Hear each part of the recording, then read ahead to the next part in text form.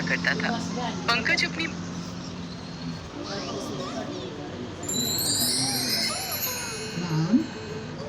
कुंती देवी का इकलौता बेटा था पंकज। पंकज 23 साल का था और वो एक साड़ी की दुकान में सेल्समैन का काम किया करता था। पंकज अपनी माँ से बहुत प्यार करता था। उसकी माँ गांव में रहती थी। वो 10 दिन पहले ही पंकज की जिद पर गांव से उसके पास रहने आई थी, क्योंकि पंकज अपनी माँ की आंखों के मोतियाबिंद का ऑपरेशन शहर में ही कराना चाहता था। माँ, परसों मिली है आपके ऑपरेशन की तारीख। कुछ दिन बाद आप फिर से पहले की तरह देख पाएंगी।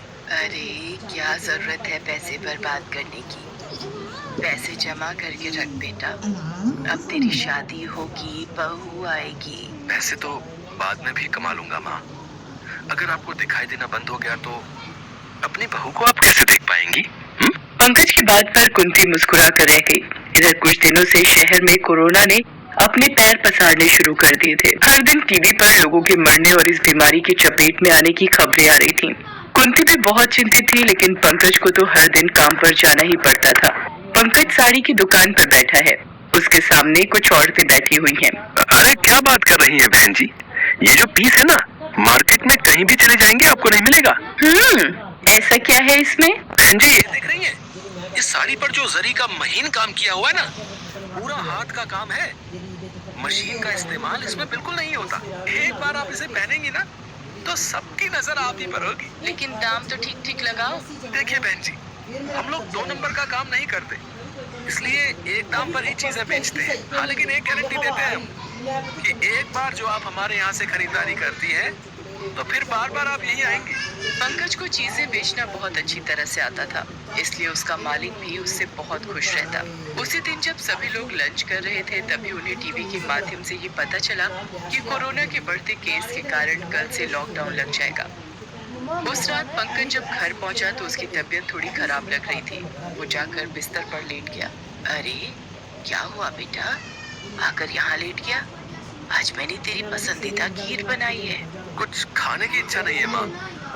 बदन बहुत दुख रहा है, लगता है बुखार भी है। देखो तो। कुंती ने पंकज के सिर पर अपना हाथ रखा।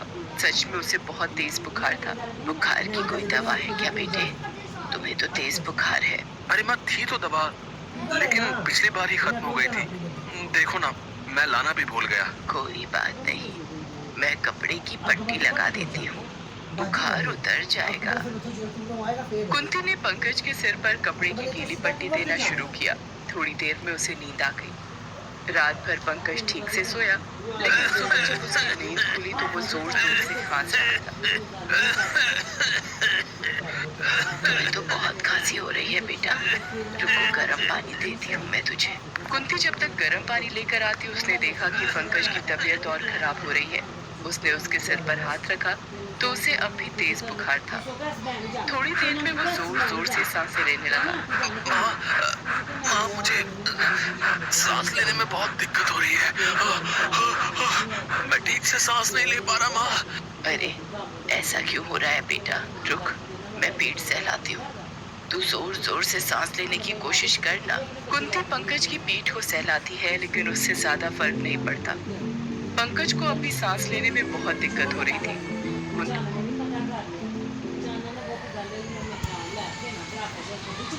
बिल्कुल ठीक नहीं है। कुंती आधे घंटे तक हर आने जाने वाली गाड़ी से मदद की गुहार करती रही, लेकिन कोई भी उसकी मदद को नहीं रुका। तभी उनकी नजर दूर एक खाली रेहड़ी पर गई, जिस पर छोले चावल लिखा हुआ था और सड़क से दूर किनारे पर लगा हुआ था। वो रेहड़ी शायद किसी छोले चावल वाली की होगी जो लॉकडाउन के कारण पड़ी थी। कुंती वो रेहड़ी ले आई, उस पर पंकज को किसी तरह चढ़ाया और उसे ठेलती हुई अस्पताल की ओर चल पड़ी। न जाने उन बूढ़ी हड्डियों में इतनी ताकत कहाँ से आ गई, लेकिन वो कहते हैं ना कि माँ के सामने जब उसका बच्चा परेशान हाल हो तो माँ उसके लिए मौत तक से लड़ सकती है। हांफते हांफते वो अस्पताल पहुंची। वहाँ पहले ही अफरा तफरी मची हुई। कोई इधर परेशान था तो कोई उधर, क्योंकि कोरोना ने शहर में तबाही मचा रखी थी। कुंती की नजर एक वार्ड बॉय पर गई। अरे बेटा, कोई मुझे बता दो डॉक्टर कहाँ मिलेंगे, मेरा बेटा बहुत बीमार है। अरे रे रे रे, अरे आप यहाँ कैसे घुसी चली आ रही हैं? देख नहीं रही यहाँ पर पहले से ही कितने रोगी हैं? माफ करना बेटा, लेकिन मेरे बेटे की हालत बहुत खराब है। यहाँ सबकी हालत खराब है, चुपचाप खड़े रहो यहाँ पर। जब तुम्हारी बारी आएगी तो आना, ठीक है? उधर पंकज की हालत और भी खराब होती जा रही थी। जैसे बिना पानी के मछली तड़पती है, पंकज भी वैसे ही तड़प रहा था। कुंती का सब्र भी अब जवाब दे रहा था। उसने वार्ड बॉय के पैर पकड़ लिए और कहा कि मेरे बेटे को अस्पताल में भर्ती कर लो, वो बहुत बुरी स्थिति में है। अरे अम्मा, तुम समझती क्यों नहीं? यहाँ एक भी बेड खाली नहीं है। सारे बिस्तरों पर कोरोना के मरीज हैं। कोरोना? हाँ, तुम्हारे बेटे को भी कोरोना के लक्षण है। वो तो उसे देखकर ही मुझे पता लग गया था। देखो, बिस्तर तो कहीं नहीं मिलेगा। इसके लिए ऑक्सीजन के सिलेंडर की व्यवस्था कर दो, नहीं तो शायद ये नहीं बचेगा, क्योंकि मैंने आपके बेटे जैसे कई मरीजों को ऑक्सीजन के अभाव में मरते हुए देखा है, इसलिए कह रहा हूँ। वार्ड बॉय की बात सुनकर कुंती की आंखों में आंसू आ गए। उसका शरीर अनजाने भय से कांपने लगा। उसका चेहरा पीला पड़ गया। अरे बेटे, मैं इस शहर में नहीं हूँ। ये ऑक्सीजन सिलेंडर कहाँ मिलेगा? पहले तो यही मिलता था, लेकिन अब कहाँ मिलेगा ये तो बस भगवान ही जानते हैं, बस बता रहे। कुंती अस्पताल में हर किसी से ऑक्सीजन सिलेंडर के बारे में पूछने लगी। उसकी हालत पागलों की तरह हो गई थी। किसी ने बताया कि यहाँ से 40 किलोमीटर दूर ऑक्सीजन सिलेंडर मिल सकता है, लेकिन 25,000 रुपए खर्च करने पड़ेंगे। इतने पैसे कुंती के पास कहाँ थे? उसने रोते हुए ऊपर देखा और कहा, महादेव, ऐसा मत करिए, मेरे बुढ़ापे के सहारे को मत छीनिए। बहुत कम उम्र में आपने मेरे पति को बुला लिया। मैंने आपको कुछ नहीं कहा। जीवन में कई तकलीफें चुपचाप सही, लेकिन अब मैं और दर्द बर्दाश्त नहीं कर पाऊंगी। वो महादेव से प्रार्थना कर ही रही थी कि एक आदमी दौड़ता हुआ उसके पास आया और कहा, माँ जी, आपके बेटे का शरीर में कोई हलचल नहीं हो रही है। वो बिल्कुल शांत पड़ा है। माँ जी, आप जल्दी आइए।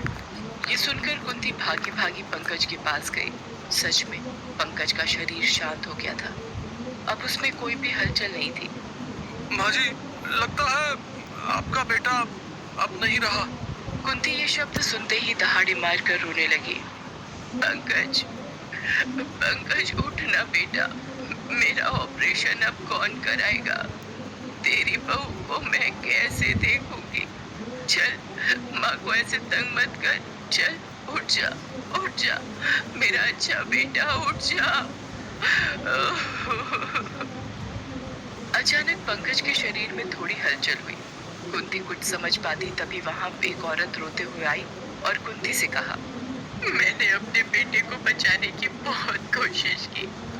उसे भी ऑक्सीजन की कमी थी। मैंने किसी तरह सिलेंडर का भी इंतजाम किया, लेकिन जब तक मैं ये सिलेंडर लेकर आई वो नहीं बचा। अब ये सिलेंडर मेरे किसी काम का नहीं। तुम ये सिलेंडर ले लो, शायद तुम्हारे बेटे की जान उससे बच जाए।